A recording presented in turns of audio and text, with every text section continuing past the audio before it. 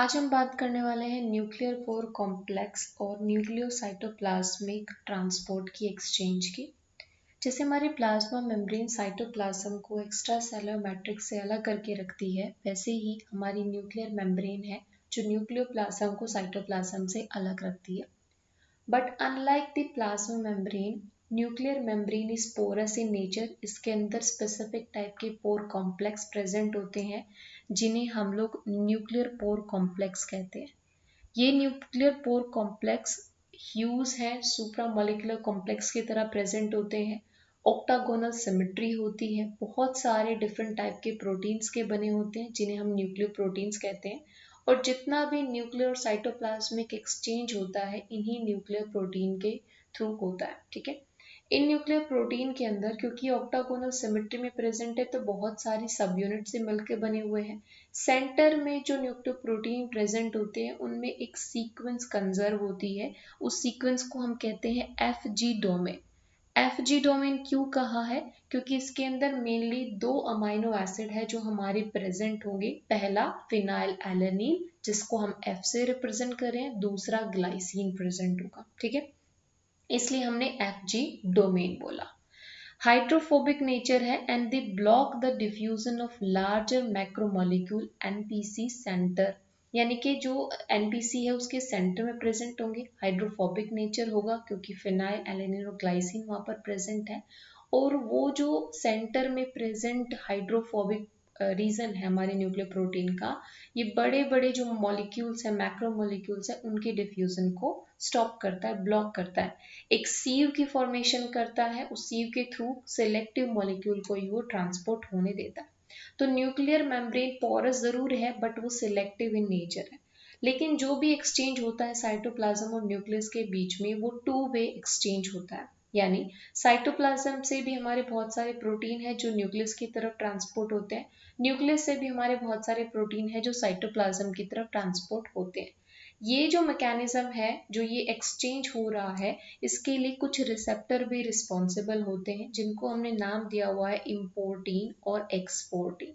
ठीक है, इम्पोर्टीन का काम क्या है? दे इम्पोर्ट मॉलिक्यूल, नाम से पता चल रहा है। कैसे इम्पोर्ट करेंगे? साइटोप्लाज्म से अगर न्यूक्लियस की तरफ कोई भी ट्रांसपोर्ट हो रहा है तो हम उसे इम्पोर्टीन ट्रांसपोर्ट रिसेप्टर के थ्रू कंडक्ट कराते।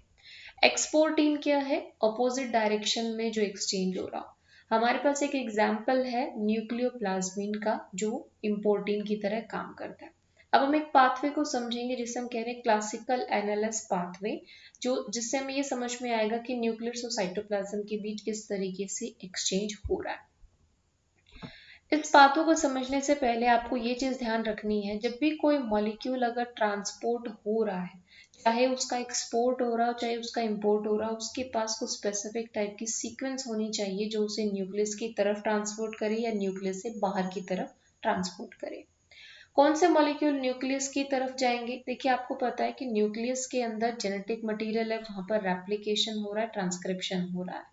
तो अब इसी बात है, जो रेप्लिकेशन और ट्रांसक्रिप्शन के बाद प्रोडक्ट मिला, यानी कि ट्रांसक्रिप्शन के बाद हमें आरएनए मिले, आरएनए का ट्रांसपोर्ट कहाँ होने वाला है? फ्रॉम न्यूक्लियस टू साइटोप्लाज्म होने वाला है। और जो हमारे पास मशीनरी के लिए एंजाइम्स चाहिए, रेप्लिकेशन ट्रांसक्रिप्शन मशीनरी के लिए, वो सारे कहाँ बन रहे हैं? साइटोप्लाज्म में। तो उनका ट्रांसपोर्ट कहाँ होगा? साइटोप्लाज्म से अंदर की तरफ।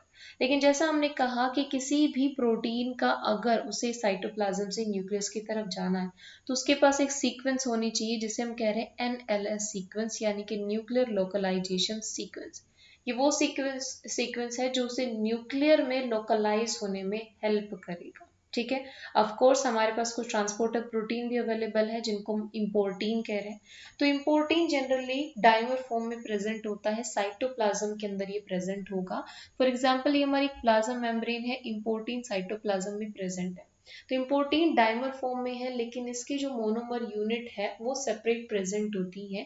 इनका डाइमराइजेशन कब होगा? जब ये किसी न्यूक्लियर लोकलाइजिंग सीक्वेंस वाले प्रोटीन से बाइंड करेगी। फॉर एग्जाम्पल, हमारे पास ये प्रोटीन है जिसको हमने रेड कलर में शो किया है, इसका ट्रांसपोर्ट करना है मेम्ब्रेन के अक्रॉस। तो अगर मेम्ब्रेन के अक्रॉस इसका ट्रांसपोर्ट करना है तो फिर कैसे यहाँ पर ट्रांसपोर्ट होगा? ये जो प्रोटीन है, ये जो प्रोटीन है हमारे पास, इस प्रोटीन का पहले इम्पोर्टिन के साथ डाइमराइजेशन होगा, एक कॉम्प्लेक्स बनेगा, बशर्ते इसके पास एनएलएस होना चाहिए, न्यूक्लियर लोकलाइजेशन सीक्वेंस होनी चाहिए। न्यूक्लियर लोकलाइजेशन सीक्वेंस एक स्पेसिफिक कंजर्व सीक्वेंस हो सकती है जो उस प्रोटीन को न्यूक्लियस में ट्रांसफर करने के लिए हेल्प करेगा। इसको हम ऐसे समझ सकते हैं कि प्रोटीन को अगर न्यूक्लियस में एंटर करना है तो उसे अपना एक आईडी प्रूफ दिखाना पड़ेगा, और आईडी प्रूफ के साथ साथ उसे कुछ गेट कीपर्स है हमारे जिनके साथ ही वो अंदर जा सकता है। तो गेट कीपर हमारे पास है इम्पोर्टिन प्रोटीन, और वो आइडेंटिफिकेशन, वो जो आईडी है वो उसके पास प्रेजेंट कंजर्व सीक्वेंस जिसे हमने न्यूक्लियर लोकलाइजेशन सीक्वेंस कहा है।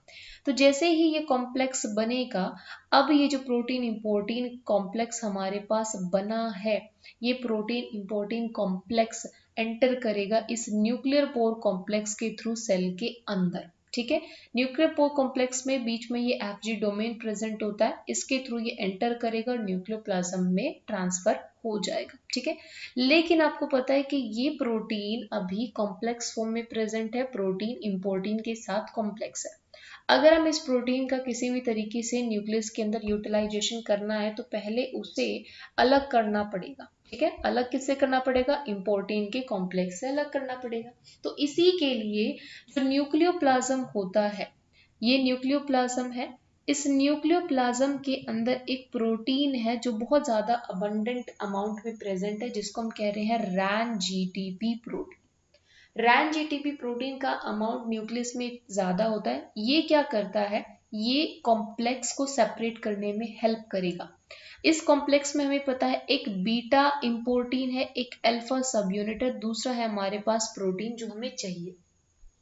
रैन जीटीपी बीटा प्रोटीन को सेपरेट करेगा, उसके साथ एक कॉम्प्लेक्स बनाएगा और उसे इस न्यूक्लियस पोर के थ्रू वापस साइटोप्लाज्म की तरफ ट्रांसफर कर देगा।